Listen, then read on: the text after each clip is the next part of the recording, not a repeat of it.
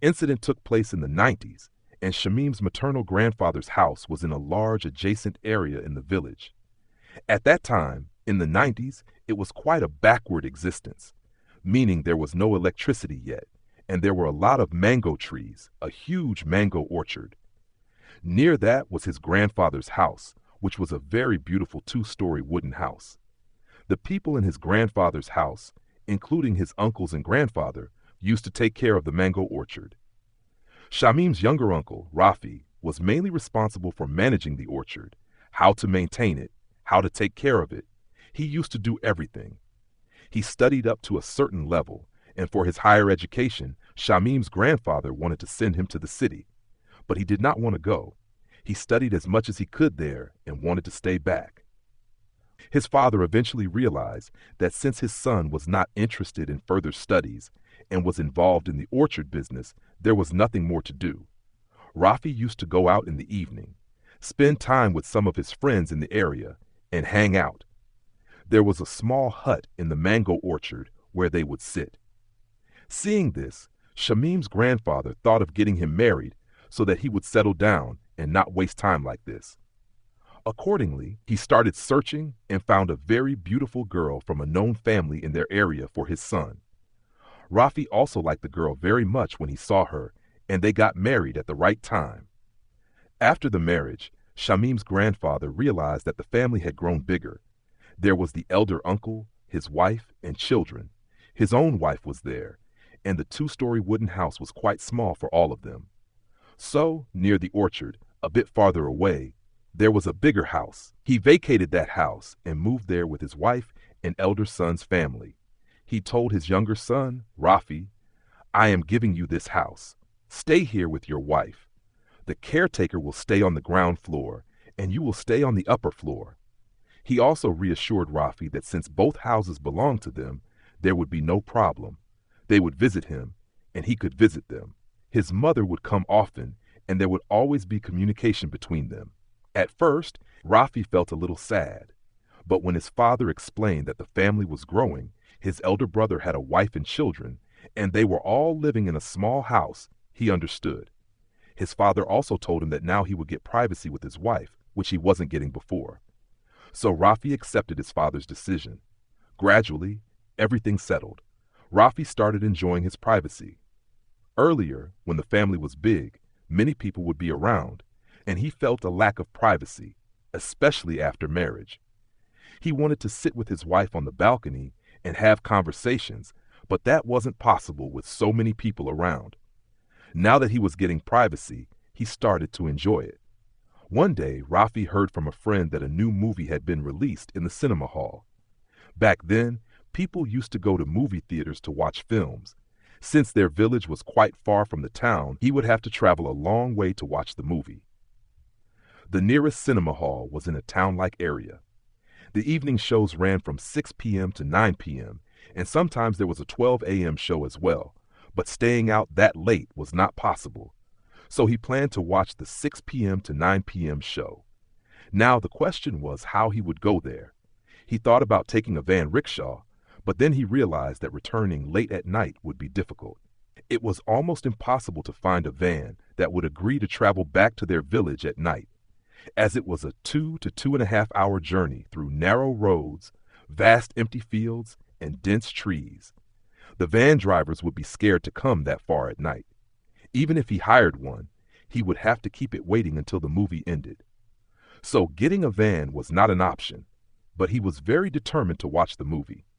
He had watched many movies before with his friends, but he always had a dream that after marriage, he would take his wife to watch a movie. He thought a lot and finally decided to take his bicycle. His elder brother had a bicycle at home, a Phoenix bicycle. He planned to take it and ride to the cinema hall. Now, the next concern was where to park the bicycle, but he knew that there were some shops and rickshaw garages near the cinema hall where he could lock his bicycle safely. He planned to give some money to the shopkeeper or garage owner to keep his bicycle secure. Having made all the preparations, he informed his wife in advance that they would be going to watch a movie and told her to get ready. His wife was also very happy and excited, so in the afternoon, they left after lunch. The journey was wonderful. Riding the bicycle through the village roads, feeling the gentle breeze, it felt amazing. They were enjoying the ride, stopping in between to drink tea, and eventually reached the cinema hall. Rafi arranged for his bicycle to be parked at a shop where he had been before and had tea. He locked the bicycle there and went to buy movie tickets. After watching the movie, they came out at night, collected the bicycle, and were still feeling relaxed and happy. Rafi unlocked the bicycle, seated his wife properly on the strong carrier at the back, and they started their journey back home. When they supposedly left that Mofasul town and entered the village road, it started feeling a bit different. There was a small dynamo light in front of the bicycle, which was connected to the wheel. When the wheel turned, the light would glow, providing some faint visibility. They also had a flashlight. Rafi had a flashlight, and his wife also had one among their belongings. So the two of them were walking along the road and chatting. Crickets were chirping. The moon had risen, casting a faint glow, creating a thrilling atmosphere. Their minds were filled with thoughts of the movie. They were thinking about the movie and chatting about it. Rafi was occasionally singing. Slowly, as they started passing by different mango orchards, Rafi's wife said she was feeling a bit scared. "Why are you scared?" Rafi asked. She replied, "I don't know. It just feels strange." "Come on, what's there to be afraid of? Thieves? Robbers? There's nothing to be afraid of. The road is empty. No problem at all. I am from around here," Rafi assured her. No, it just feels weird. We hear so many ghost stories," she said. "Oh, come on, that's all nonsense. I'm here, no worries," Rafi said, still pedaling forward. However, Rafi himself had started to feel a little uneasy. The night had become eerily silent. The road ahead was completely deserted. Their journey was about 2 hours long, though cycling would take slightly less time. The surroundings were utterly still. One side of the road stretched into vast fields, while on the other side there was a pond bordered by dense trees with open fields beyond that. The whole area was completely isolated. Their village was near the border.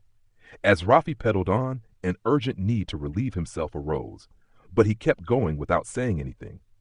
The road ahead was lined with thick mango orchards on both sides, the trees densely packed together, casting deep shadows. The dim glow from his bicycle light barely illuminated the path. Rafi had heard many eerie stories about this place. The locals believed that people should carry iron objects when passing through these orchards at night. They would keep raw iron with them, solid iron pieces, fearing whatever lurked in those trees. It was a known warning. Never enter the mango orchard at night without iron. Rafi had heard countless ghostly tales about this area, stories of unnaturally long arms appearing out of nowhere, of strange figures with backward bent feet walking through the orchards. Now, these stories started resurfacing in his mind. Meanwhile, his wife, sensing the ominous atmosphere, tightly clutched the loops of his pants from behind, holding on firmly. Rafi realized she was scared. He kept pedaling, but his urge to relieve himself became unbearable. Finally, he pulled the bicycle to the side. His wife panicked. "What happened? What happened?" Wait, I really need to pee," Rafi said. His wife hesitated, but then agreed. Okay. He placed the bicycle on its stand and told her, "Stay here with the bicycle. Don't worry, I'll just go near that tree and come back." He rushed toward a tree, keeping an eye on the bicycle. Since the dynamo light was no longer turning, the bicycle light had gone out, leaving the area in near darkness. Only the faint moonlight provided some visibility. The night was eerily silent, with the occasional chirping of crickets. He finished his business and slowly got up to return to the bicycle. But as he approached, he noticed his wife was no longer there. His heart pounded. Where did she go? He called out, "Megla?" a pseudonym, but there was no response. He called again, louder this time, "Megla!" Silence. A sense of fear crept over him. His chest tightened and his heart raced. He stepped forward, his voice rising in both fear and desperation. "Megla, stop playing around! This isn't funny!" Still no answer. Then suddenly he heard laughter, soft, chilling laughter drifting through the orchard. His breath caught in his throat. The laughter seemed to be coming from deep inside the trees. "Megla, are you messing with me?" he shouted, trying to convince himself it was a joke. But the laughter shifted. Now it came from his right, then from his left. He was trapped. It felt like he was in a maze of sound, the laughter circling around him. His fear intensified. Desperately, he pulled out his flashlight and shone it into the trees. The beam illuminated the mango trees, revealing their thick, whitewashed trunks. The light reflected off them, creating eerie glows in the darkness. His hands trembled as he swept the flashlight around. His mind was spinning. And then, his flashlight landed on something. His breath stopped. In the branches of a mango tree ahead, a figure was hanging upside down. A woman. Her long black hair cascaded downward, nearly touching the ground. Her pale face was eerily still. Rafi's blood ran cold. His legs wanted to run, but fear rooted him to the spot. He stared, heart hammering. His flashlight trembled in his grip as he tried to make sense of what he was seeing. The woman's body was draped over a low-hanging branch, her upper torso resting against it, while her head and arms dangled lifelessly below. Her hair swayed slightly in the breeze. Her pupils had rolled back, leaving only the whites visible. Foam dribbled from her slightly parted lips. And then horror struck him like a bolt of lightning. It was his wife. Her face was unmistakable, but her head was twisted in an impossible angle. Her body remained limp over the branch, but her face, her lifeless, foam-dripping face, stared directly at him. Rafi, in his fear, ran toward his wife while mumbling prayers under his breath. Her arms were twisted unnaturally as they dangled, and when he grabbed them, she started laughing in that terrifying state. Overwhelmed with fear, he screamed at the top of his lungs while pulling her down from the branch she was hanging from. The moment she touched the ground, her eyes shut, and she collapsed, unconscious. Rafi held her in his arms, touching her forehead, calling her name, trying to check her pulse. Her hands were ice cold. He desperately tried to wake her up. After several minutes, his wife slowly opened her eyes, but something was off. Her eyes had a reddish tint, something unnatural. Even in the dim moonlight, Rafi could see that her face looked strange. She groggily asked, "What happened? Where am I?" That's when Rafi realized she was regaining consciousness. He frantically responded, "Do you not know where you are? Do you have any idea what just happened? How did you get here?" His wife, still dazed, shook her head. "I don't know anything. I don't remember anything." Rafi quickly helped her stand up, lifting her into his arms and carrying her out of the orchard. He struggled to find his way in the faint moonlight, the trees around them making it feel like a maze. Eventually, he stumbled his way back to the main road and saw his bicycle in the distance, realizing he had wandered quite far in the chaos. He carried his wife to the bicycle and asked, "Are you okay? Can you sit on the bike?" She was holding her head, looking weak and dizzy. "Yes, I think I can." Rafi then asked, "What happened to you? How did you end up on that tree? How did you climb up there?" His wife shook her head again. "I don't know. I was just standing there and suddenly I felt like someone called my name. After that, I don't remember anything." Hearing this, a chill ran down Rafi's spine. Something felt terribly wrong. He quickly decided there was no time to waste. "Sit on the front rod of the bicycle," he instructed. She hesitated but obeyed. As he started pedaling, she suddenly said, "I feel uncomfortable sitting here. Let me sit at the back." So he stopped, helped her move to the back seat, and continued cycling home. As he rode, he noticed something odd. His wife seemed completely normal now. No signs of fear, dizziness, or confusion. He kept asking, "Are you sure you're okay?" She responded in a calm voice, "Yes, I'm fine. Don't worry, just keep going." But something felt off. His instincts told him that something wasn't right. Then, out of nowhere, she started humming, a soft melodic tune, an old Bengali song. Her voice was hauntingly beautiful, as if a professional singer were humming. Rafi was stunned. "You know how to sing?" he asked. She chuckled lightly. "Of course. Why wouldn't I? I know many songs." Then she went silent. At that moment, a strange fragrance filled the air. Rafi suddenly caught a deep, strong scent, tuberose flowers, Rajnigandha. The sweet yet overwhelming floral scent made him uneasy. It was too strong, too unnatural. But he knew there were no tuberose flowers around. He knew the area well. There were mango orchards, vast fields, and large ponds, but no tuberose plantations. Then he realized the scent was coming from his wife. He hesitated for a moment, then asked, "Did you put on perfume? This smells like tuberose." She simply smiled and replied, "Yes, I did." But something in her voice sent chills down his spine. They finally reached home. As they entered the house, Rafi felt like something had shifted. The excitement from watching the movie was completely gone. His mind was stuck on what had just happened in the orchard. His wife, on the other hand, acted completely normal, freshened up, got into bed, and called him to sleep. Still disturbed, Rafi lay down beside her and hesitantly asked, "Are you sure you don't remember anything?" She sighed. "Why do you keep asking? I told you, I don't remember anything. I was just standing there, then I heard someone calling me, and then nothing." Rafi shivered. His wife had no memory of being on that tree. That night, Rafi struggled to sleep. He kept staring at his wife, who was sleeping peacefully, snoring lightly, as if nothing had happened. Then, just before dawn, something strange happened. Their entire room filled with the overpowering scent of tuberose. It was so intense that it felt suffocating, as if someone had piled mountains of fresh flowers in their room. Rafi lay there, frozen. He could barely breathe through the thick fragrance. Then, as soon as the Fajr prayer call, Azan, echoed in the distance, the scent vanished. Everything returned to normal. Morning came, and Rafi finally got some sleep. By daylight, he tried to shake off the night's events and go about his day. But when he returned home in the evening, something was strange again. He realized he could barely recall what had happened the previous night. It was as if his mind was slowly forgetting the horror. Later that night, as they were getting ready for bed, he casually asked his wife, "Do you remember anything from last night?" She sighed in frustration. "I told you already. I don't remember anything. Why do you keep asking the same thing over and over?" Rafi fell silent.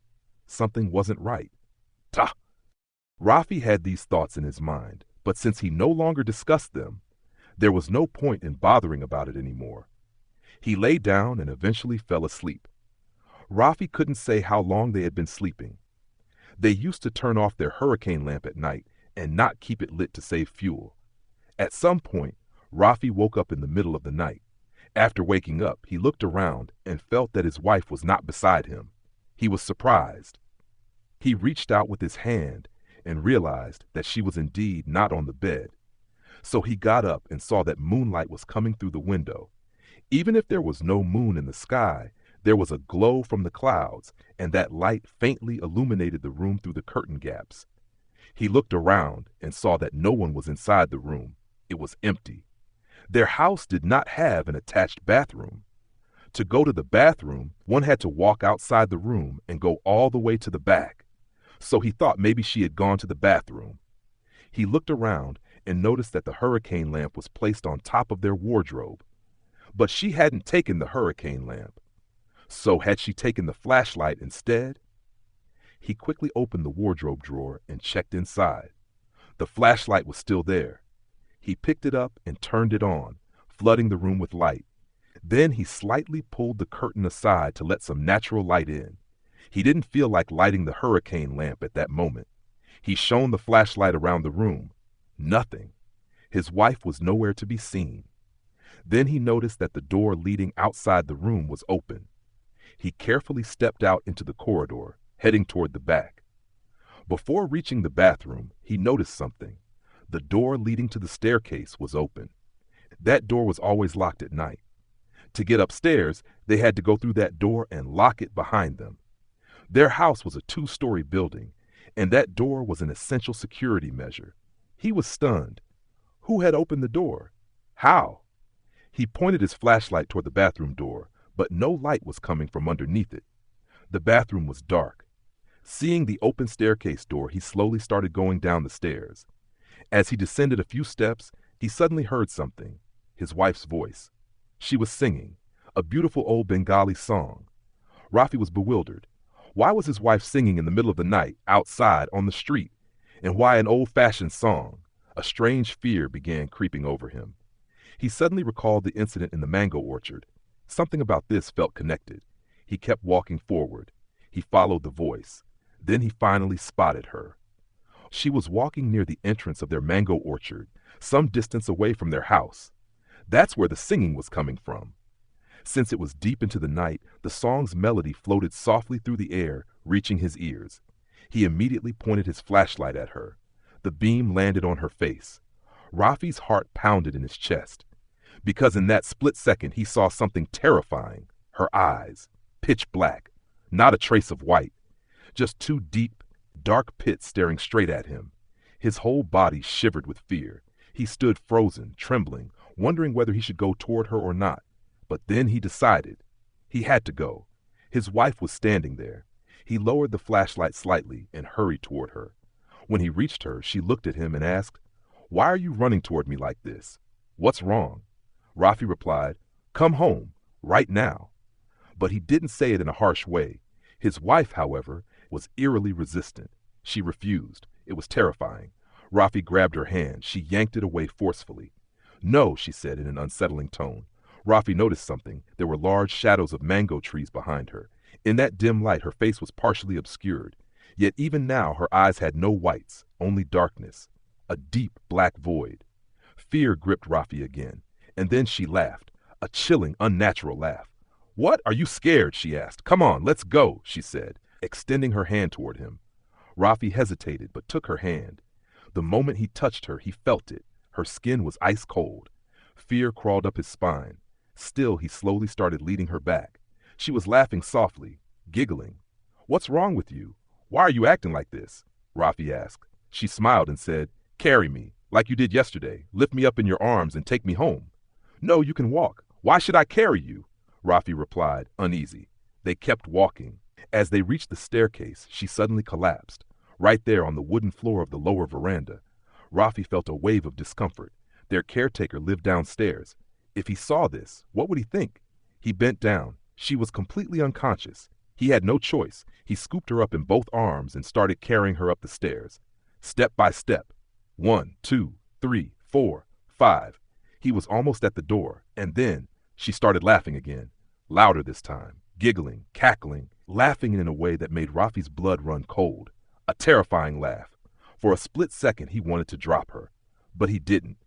He carried her inside, and the moment they entered the room, he noticed something strange. The entire room smelled strongly of tuberose flowers.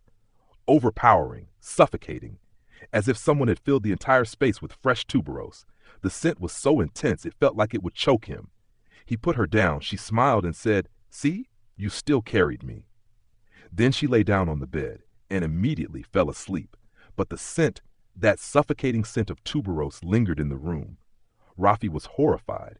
He had no idea what had just happened. He placed the flashlight aside and sat next to the bed. The first thing he did was lock the door. Then he sat there, trying to make sense of everything. The tuberose scent was unbearable. He preferred a bad odor over this. He could hardly breathe. And then, morning came. The call to Fajr prayer rang out. And just like that, the scent was gone, completely vanished. Banished means something like being driven away, something unusual. So Rafi thought that this wasn't right. How was this happening?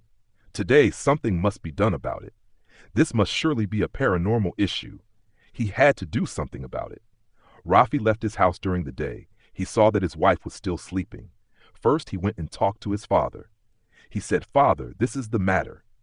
But his father interrupted. "You wouldn't tell me earlier, you little rascal. Why did you go there at night with your wife?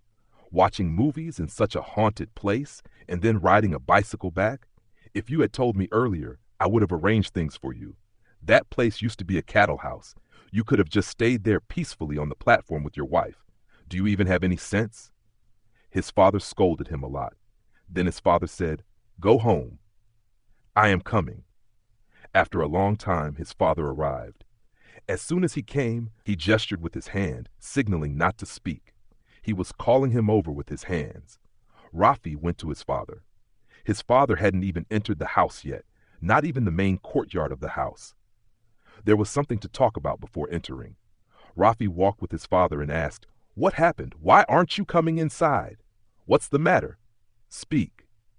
His father said, "I went to talk to Maulana Sahib. He told me not to discuss this inside the house. If you talk about it at home, it will cause trouble. Your wife is possessed by something. Something evil has taken hold of her." Maulana Sahib said, "I need to take you to him. He will talk to you directly. He has tried to deal with this, but it's not working in the usual way. If this stays with you for too long, it will cause harm." Rafi asked, "Why can't Maulana Sahib come to our house?" His father replied, "No, you need to go to him. He is a different kind of man." So Rafi went to Maulana Sahib. When Maulana Sahib saw him, he stared at him and said, "You have caught the attention of something evil." Rafi asked, "What do you mean?" Maulana Sahib replied, "A fairy, paranormal female spirit, has noticed you. She likes you." Then he asked, "Now tell me what exactly happened." Rafi's father said, "I have already told you." Maulana Sahib said, "No, I want to hear it from him. Your father didn't experience it himself. He only heard it from you. You tell me everything." So Rafi narrated everything in detail, describing everything that had happened. Maulana Sahib then asked them to sit and close their eyes. He then went into a trance and began performing his rituals. He recited prayers for a while.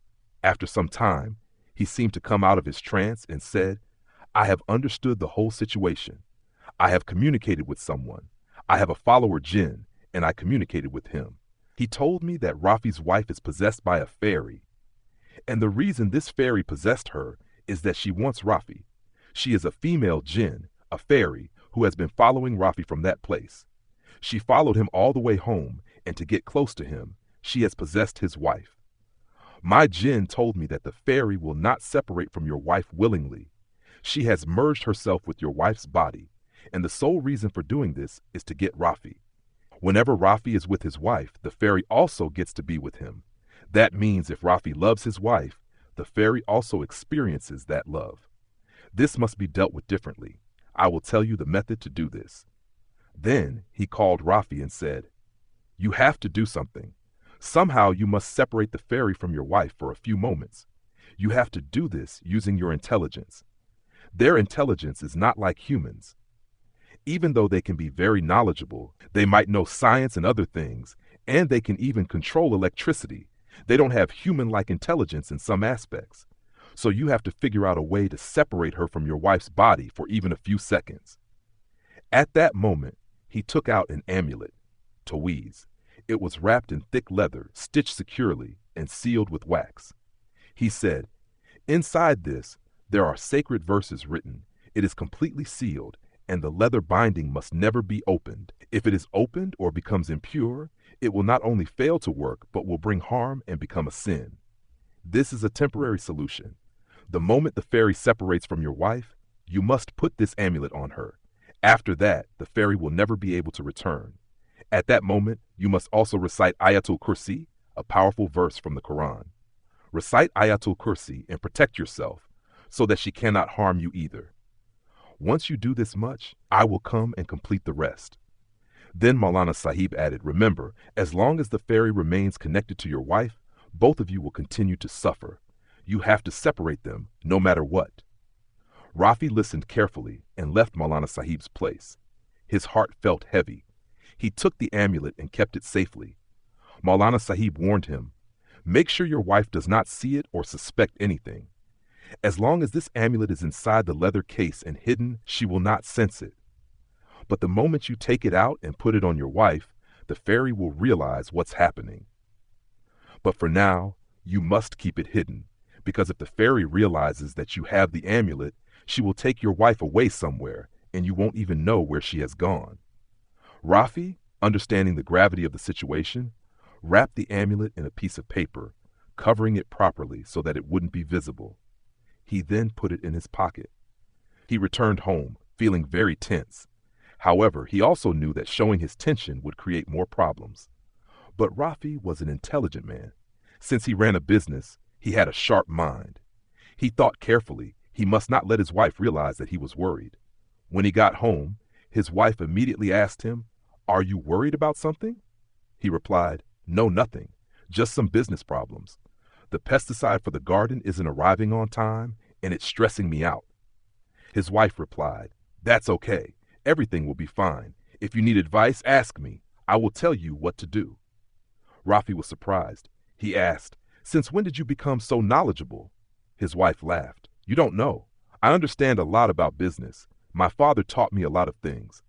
Rafi was stunned because his wife had never spoken like this before. Why was she suddenly acting so different? She then gave him food, but Rafi noticed that everything about her behavior was different. The way she spoke, the way she moved, Nothing was like the woman he had known for the first few days after marriage.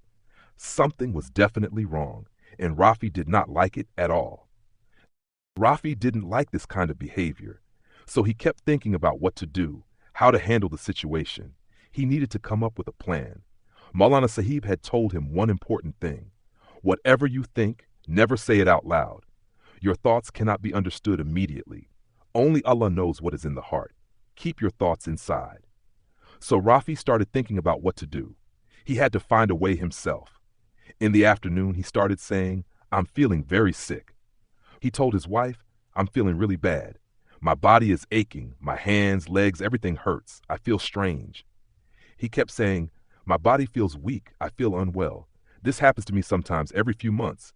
His wife asked, "You never told me this before. Does this happen often?" Rafi replied, "Yes, every 2 months or so. My whole body aches. I don't know what illness this is. I never got it checked." His wife said, "You should get this checked. You should see a doctor." Rafi continued pretending to be sick. By evening, he acted as if he couldn't move properly. After sunset, he told his wife, "I'm feeling very hungry. I feel like eating something, tasting something sour." His wife asked, "What do you want to eat?" Rafi said, "I feel like eating raw mango with spices. If only I could get a raw mango from the tree." His wife replied, "How will you get raw mango now? There's none at home. Should I ask someone to bring it?" Rafi quickly said, No, you don't go anywhere. Stay with me. Please don't leave my side." His wife said, "But if I don't go, how will you get it? Maybe I can ask the caretaker to bring some." Rafi insisted, No, you don't go. Please stay with me." His wife remained silent, watching him. After some time, she noticed that he was holding her hand tightly. She tried to free her hand, but Rafi wouldn't let go. He held her hand firmly. A little later, his wife suddenly seemed to become very sleepy. She slowly collapsed, as if she had lost all energy. Rafi noticed that her hand went limp, and she seemed to be in a deep sleep. At that moment, he saw something strange, a shadow moving away from their room. Rafi felt a chill run down his spine. He realized that the entity inside his wife had just left her body. He quickly got up and went to the balcony. He wanted to see where the shadow had gone. Then, near their house, he saw the big mango tree. It had many raw mangoes hanging from its branches. But what caught his attention was something terrifying. A shadowy figure sitting on one of the branches, right above their rooftop. The shadow looked like a woman. It seemed like she was reaching for something on the tree. Rafi understood. This was his chance. He quickly ran back inside the house. He went straight to the drawer where he had hidden the amulet, Tawiz.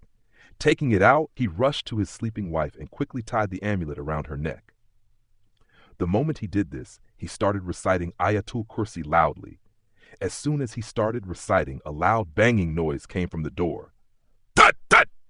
It sounded like someone was kicking the door violently. Then he heard something even more terrifying, a female voice, a voice coming from outside, yet no one was there. The voice screamed, "Rafi, you tricked me! I will kill you! I will strangle you to death."